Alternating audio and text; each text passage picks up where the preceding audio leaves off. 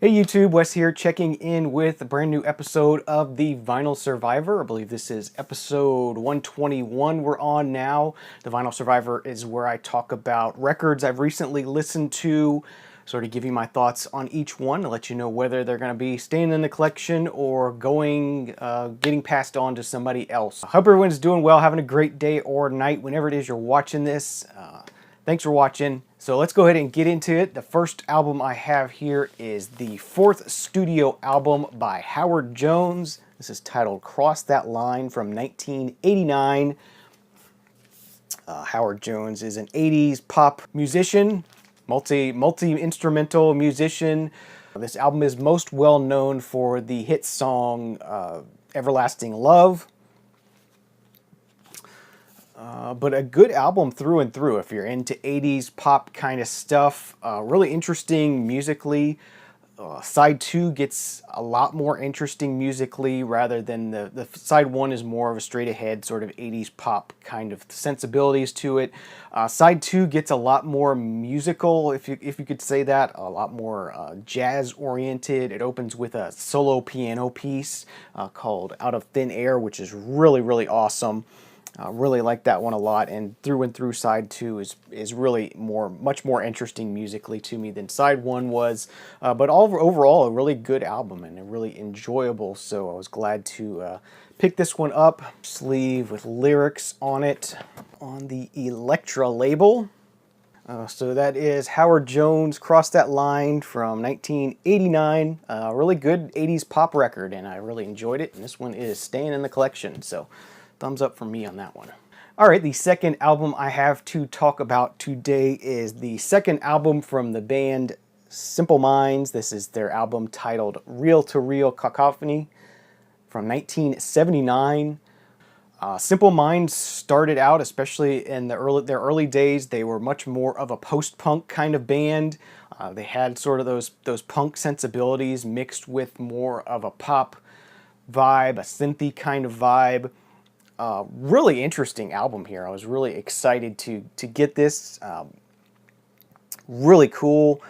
You get a lot of different sort of blending of those different styles, and you kind of really feel that transition from punk into post-punk, into synth pop and power pop, or more poppier kind of sounds. So you get some more sort of thrashier kind of stuff on here, mixed with a lot of different electronic instrumentation, a lot of synths, as I said, a lot of keyboards type stuff. Really interesting. The songs are very different from one another. They sort of work well together, though. Really like this one quite a bit. Very innovative, I would say, in its musicality. You can tell that they're experimenting with a lot of different sounds, a lot of new ways to create sounds, a lot of new electronic instruments and stuff, and they're really just having fun. This actually was released 7 months after their debut album, but it is quite a transition from their debut album to this one. Their debut album is much more post-punky, almost punk to an extent, but yeah, really changing their sound here and really exploring new instruments and new techniques, and they're really having a lot of fun, and it shines through in the music. Really great musically album, and really interesting to listen to. And that is on the Virgin Records label, the black label with the blue triangle. Pretty nice. This is a later 80s reissue of the album. Some standout tracks for me are actually the last 2 tracks on the album, Calling Your Name and Scar.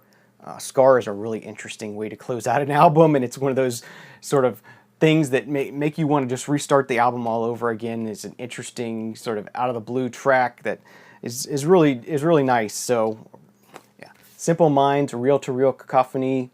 Awesome album, and definitely going to be staying in my collection. I'm glad I got the chance to hear it. All right, next thing I have to talk about is another second album, but this is from 1969. I believe it's from, yes, 1969. This is the second album from the band, their self-titled album. Classic sort of folk rock album here. Well known, well loved. This one's got Rag Mama Rag on it, The Night They Drove Old Dixie Down, Up on Cripple Creek, Rockin' Chair is on here. Just a great album through and through, and as I said, a classic of the folk rock genre. Really nice gatefold with some nice photography. This is them recording. In the recording, they actually recorded this in a house that was owned by Sammy Davis Jr. It has a very nice feel to it, nice vibe. And this is a first pressing on the lime green Capitol label.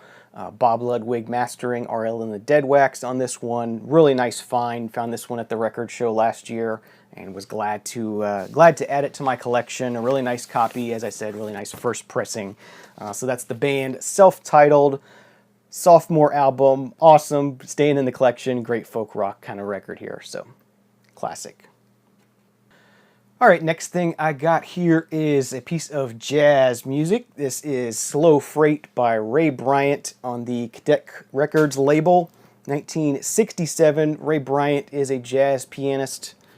Really nice piece of piano jazz here. It also features Freddie Waits, Art Farmer, Snooky Young, and Richard Davis on bass.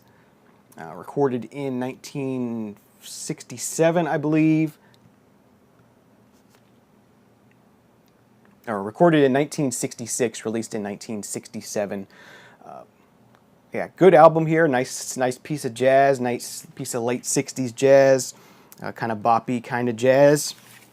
Is the Cadet label. This was a piece of VCLT from Chris over at Dixieland Farm. Thank you again, Chris. Really enjoyed this one, and I'm gonna happily add this one to my collection. It was a nice listen, and I will definitely want to hear it again. So thank you for that. Next up is another piece of VCLT from Chris. This is an album by Wendy Carlos from 1972. This is Sonic Seasonings. It's a four-sided set, two LPs, four sides. Each side is related to a season of the year. This is electronic music, of course, being Wendy Carlos mixed with nature sounds mixed in. A really interesting cross between the natural ambient sort of nature sounds mixed with electronic music, and really an interesting composition. Really cool sort of almost Asian inspired artwork. I really like the artwork on this one. Some really nice liner notes in this one. Really appreciate that. It has nice liner notes, and you can read along as you're listening. This is kind of ambient kind of sound work, so it's really nice to be able to read along and have something to follow along with the music to. These are on the Columbia Records label, just the red and orange label. So yeah, really nice piece of electronic music to add to my Wendy Carlos collection, and I thank you again, Chris, for sending this over to me. I really appreciate it and really enjoyed listening to it.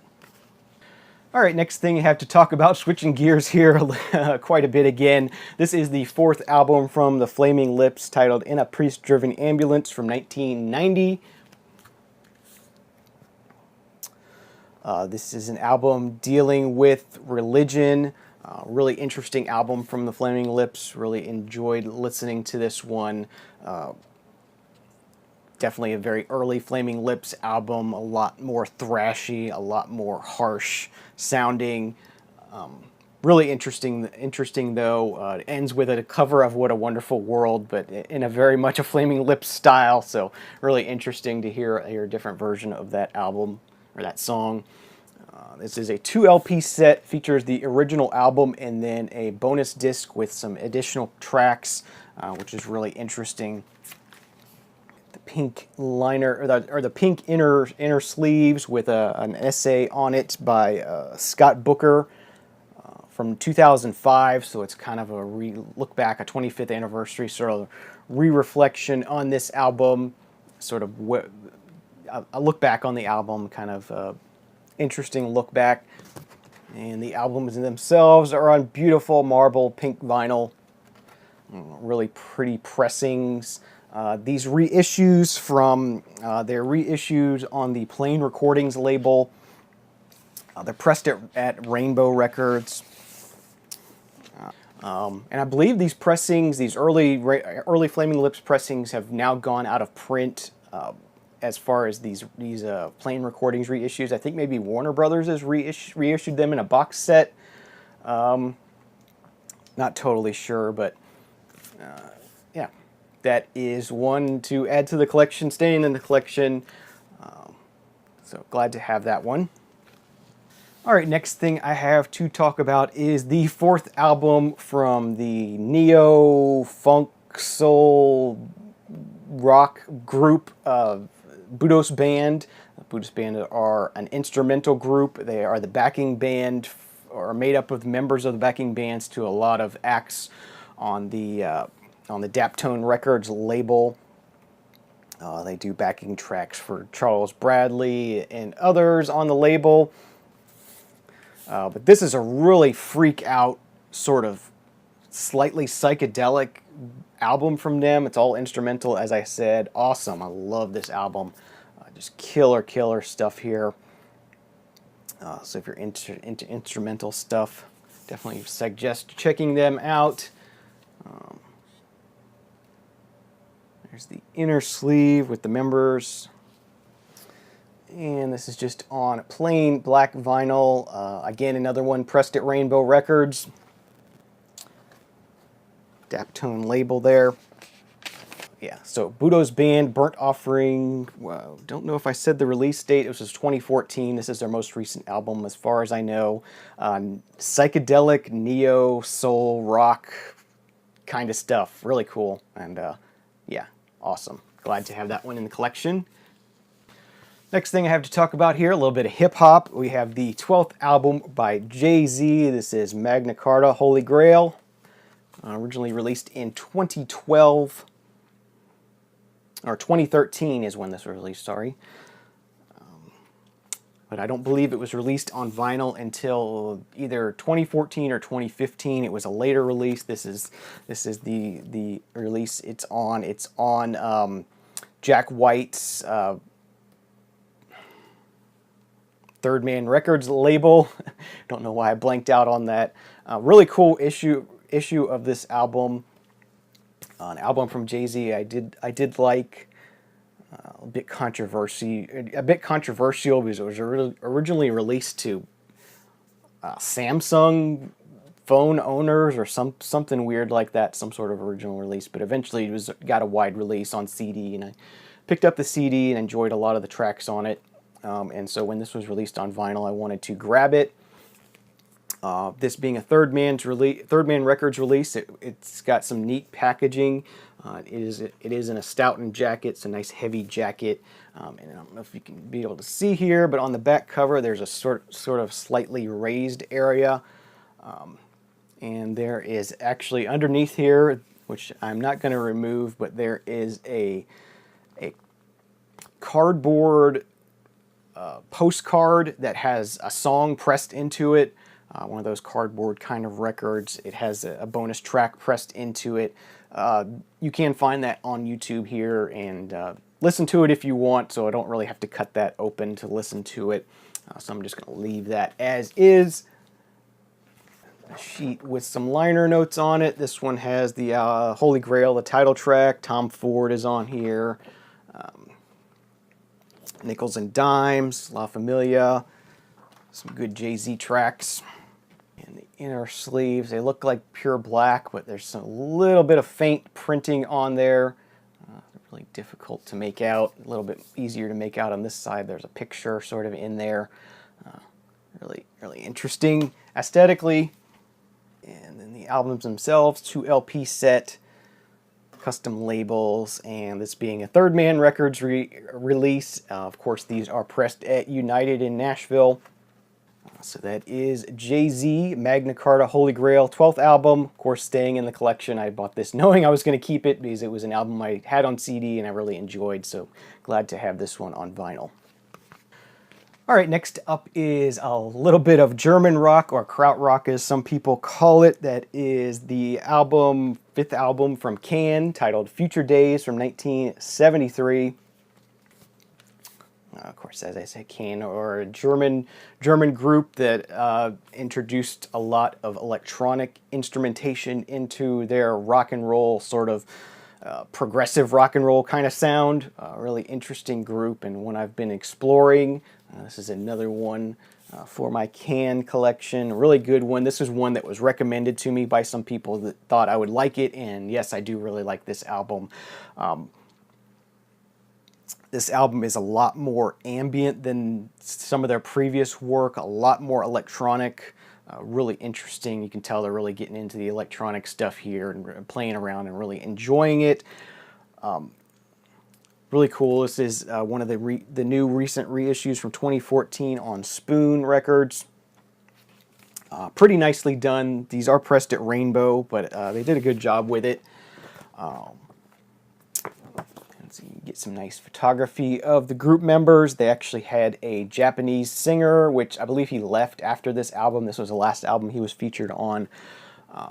And then you get some really nice liner notes about the album as well. Really nicely done with the reissue on this from Spoon Recordings. Here's the album itself. Nice 180 gram pressing. As I said, another one by Rainbow Records. But really nicely done, and I'm really glad to have this one in the collection. Eventually, someday, I need to pick up a copy of Tago Mago. I think that should be the next one I check out from Can. But this one, Future Days, really good album. So, Can's Future Days, glad to have this one in the collection now, and really enjoyed it.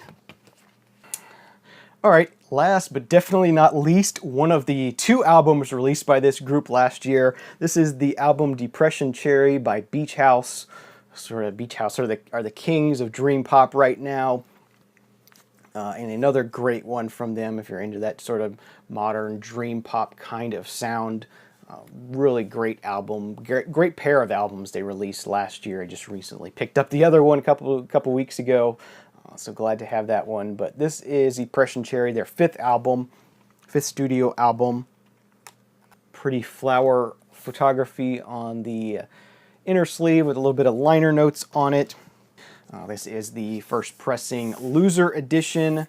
So it is pressed on clear vinyl. Beautiful, beautiful clear vinyl. Pressed at RTI. Thanks to Paul and his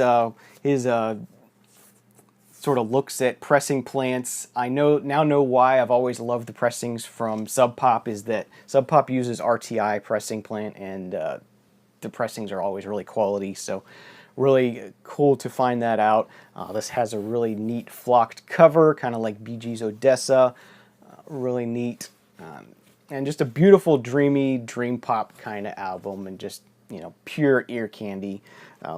So that is it for this episode of the Vinyl Survivor. Everything survived today. That's always awesome. 10 great albums, a lot of different genres, a lot of different varied things, but that's how I am. That's how my collecting is. I'm all over the place, but I really enjoyed it. Thank you for watching. Please subscribe if you're not already. Leave me some comments. Leave me a thumbs up if you liked it, and I'll see you again next time. Thanks for watching. Cheers.